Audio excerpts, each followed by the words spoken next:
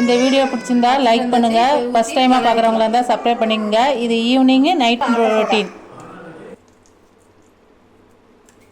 கொடுக்கறதுக்கு கொஞ்சோண்டு உப்பு செஞ்சுக்கலாம்.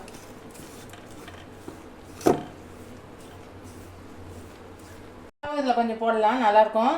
அரிஞ்சியும் போடலாம். நாங்கள் குழந்தைங்களுக்கு கொடுக்கறதுனால அவங்களால மெல்ல முடியாது, அதனால் பால் ஊற்றி கூட நீங்கள் பிசைஞ்சிக்கலாம். ரொம்ப டேஸ்ட்டாக இருக்கும்.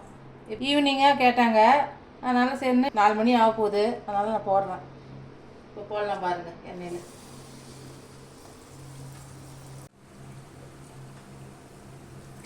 கம்மியாக வச்சுக்கோங்க, ரொம்ப ஹை ஃப்ளேமில் வைக்கக்கூடாது. அது லோ ஃப்ளேமில் வச்சு 2 பக்கம் திருப்பி விடுங்க. அப்போ தான் நல்லா வேகும். இல்லை மேலே வந்து உள்ளே வேகாத இருக்கும். பஞ்சு மாதிரி இருக்குது, நல்லா சாப்பிட்டா குழந்தைங்க சாப்பிட்றதுக்கு நல்லாயிருக்கும், டேஸ்டியாக. இந்த மாதிரி நீங்கள் ட்ரை பண்ணுங்கள்.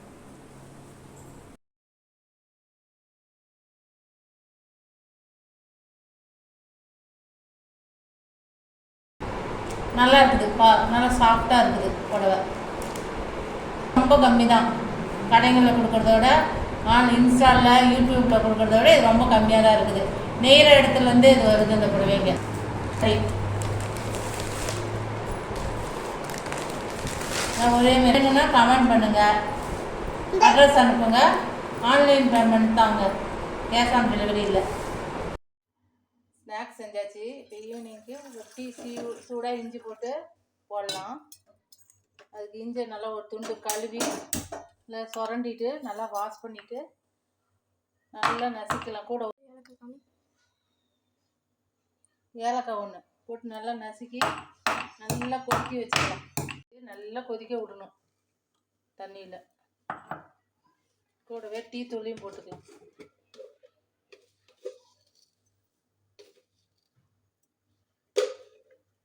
நல்லா கொதிச்சிச்சு. இந்த டைமில் தான் பால் ஊற்றணும். பால் தேவையான அளவு தண்ணி.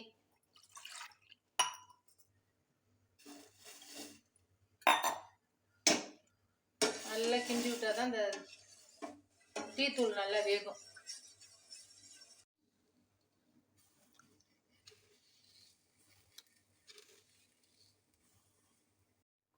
டீ நல்லா கொதிச்சிருச்சு, வடிகட்டி ஆற்றிக்கலாம்.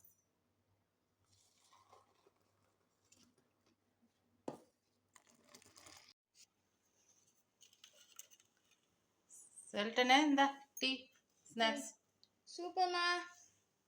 சாப்பாடு இட்லி, பொட்டுக்கடலை குருமா,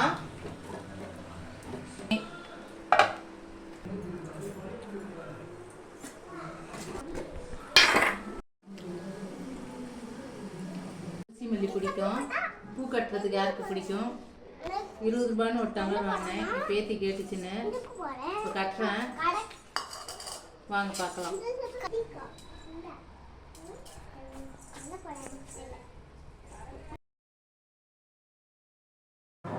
இந்த வீடியோ பிடிச்சிருந்தா லைக் பண்ணுங்கள், ஷேர் பண்ணுங்கள், கமெண்ட் பண்ணுங்கள், சப்ஸ்கிரைப் பண்ணுங்கள். தேங்க்யூ.